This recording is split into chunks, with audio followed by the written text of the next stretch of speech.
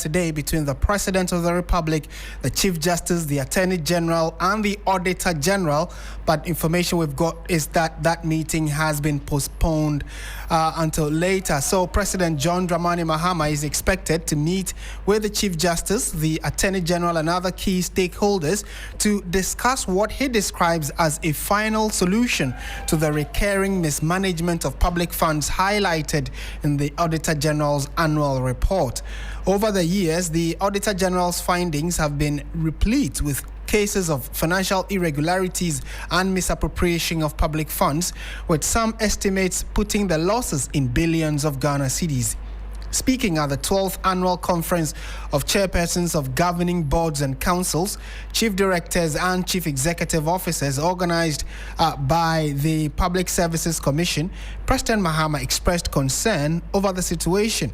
He stressed the need to curb the persistent drain on the public purse and ensure the swift prosecution of individuals implicated in such reports. Before we hear from the President, we'll take you through some of the numbers we have had since 2018. And clearly, it indicates that in 2018, over 3 billion Ghana cedis was, for lack of a better expression, was wasted by some individuals working in public offices. In 2019, about 5 billion was wasted. 2020, 12 billion. 2021, 17 billion. 2022, 15 billion. 2023, 8 billion. And in 2024, 18 billion. And this is not actually even rounded figures because, for instance, in 2024, it was 18 billion, 415,673, no, 18 billion, 415,673,589 pesos. So it tells you the magnitude or the quantum of monies that the public sector, through leakages and lack of better jurisprudence, causes the state to lose. And that is why the president believes that we need to now sit up as a country and make sure we punish people who do not exercise their oversight responsibilities, making the country lose money by heart, for as we say here in Ghana. But let's listen to the president when he expressed this concern about our lack of proper due diligence causing the state to lose funds. And so I have a meeting on Thursday with the Chief Justice, the Attorney General, and others to find a final solution to this Auditor General's report, that persons who are found guilty of infractions or do not follow due procedure or lead to loss of public resources, we must have a fast-track process to Nsawam. Fast track, before you see you in Nsawam, 6 months. Until we do that, until there's a deterrent, we're going to come every year and they say total misappropriation and infractions of found out by the Auditor General is about 15 billion cedis. I mean, if we save 15 billion cedis, can you imagine what it could do? And that's President John Dramani Mahama. Meanwhile, the Auditor General, Johnson Akuamoah, Asiedu, says he fully supports the president's call for sanctions against public officials who misuse public funds. He told our presidential correspondent, Komla Kluche, that the state must deter people from developing the appetite to steal, stressing that there will be no escape for anyone who misbehaves. Mr. Akuamoah Asiedu also disclosed that the meeting that was scheduled for today has been rescheduled or postponed to the 20th of October. Now let's listen to him in that interview. It's not even direct to the president. Mm-hmm. Our reports go to the PAC. And we also send copies to the entities that are concerned. Mm-hmm. It's been a challenge for a long time. It's been a challenge for a long time. And I think the president has stepped in, as the head of state, just to take action. Yeah. Instead of just talking. Now, I believe that he wants action taken, not just writing the report and then the following year, you go and write the same reports. Right, so you heard the voice of the Auditor General, Johnson Akuamoah Asiedu there.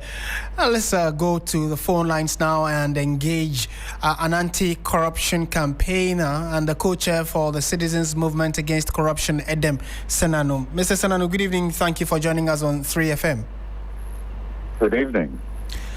Where do you stand on the president's call that it's about time we brought some finality to these increasing loss of monies or funds to the state due to due diligence or non-due diligence by public sector workers or some Ghanaians? Highly commendable. We've seen this, in one sense, charade of having the Public Accounts Committee meet and discuss things, and nothing happens. We're supposed to have audit report, implementation committees, follow up, get execution of recommendations. But by and large, very little really changes year after year. We only see increasing amounts. So when the 2022 says 15 billion, I think 2023 was about 9 billion. The figures are staggering, and it tells you a story that we are not doing enough. So, yes, to the extent that we can put in some administrative arrangements to fast-track and much more importantly, sanction persons who have negligently caused us these losses. I think that's very important.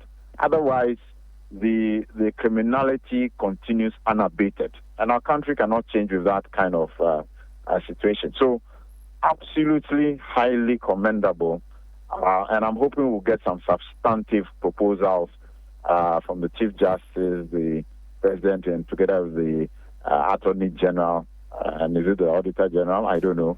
But to the extent that they can come up with some tangible ways of fast-tracking hearing of cases, and this is happening elsewhere. We have fast-track courts in Kenya with a 6-month target of completing anti-corruption cases by sitting daily. So it is possible. And coincidentally, before we even came on air, we put this out, and many people seem to agree to the fact that it seemed to have been a talk shop all these years. The Auditor General just comes up with shocking figures of how much we are losing as a state, but then little to no action except verbal cautions are given. Now, let's talk about the Public Accounts Committee, where coincidentally a number of these reports or this report of the Auditor General is discussed. And Parliament itself has some kind of oversight responsibility, but do not have prosecutorial powers. Would you consider that maybe the Public Accounts Committee themselves should be given some powers to sanction? No, I think that the courts for sanctioning, is well defined by law. We have the judicial system to look at that. We have the lawyers versus the justices who should take up these cases.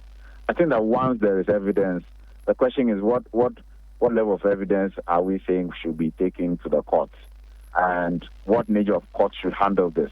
Obviously, with the numbers of cases and incidents we are dealing with, you need specialized courts that will sit daily. You need judges who are trained to look at this kind of evidence and say, yes, there is a substantive finding, and therefore there's a ruling we'll give. And you need the rules to spell out what nature of sanctions should be applied for what nature of cases.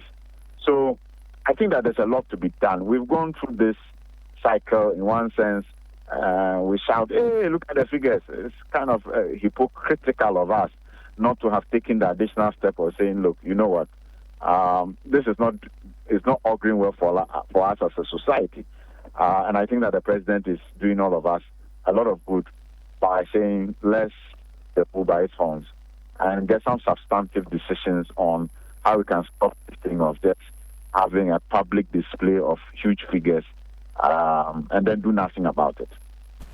The one of the concerns that the president raised was that there are ineffective internal audit review committees at the various agencies. How do we strengthen these committees so that at least even before the Auditor General comes in, internally, these institutions and companies themselves check probably peer review checks before the Auditor General comes in. Is that something you would hope that we consider? I think so. I mean, there are many spaces where we have said that if our internal audit function were working effectively, then we would not have to worry about many of the things that turn up elsewhere, because they are supposed to be the front line, the first line of defense in terms of anti-corruption, because somebody there look at a trend or a pattern and say, this breaches the law, this doesn't follow the process, this is going to get us into a situation where we're going to lose a lot of money.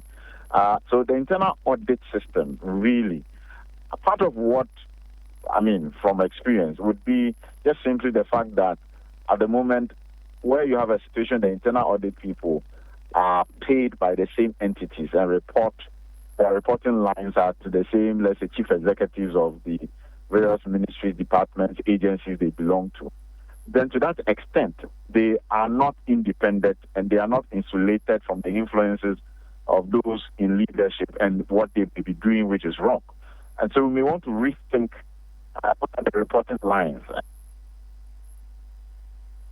Are you with us? Hello?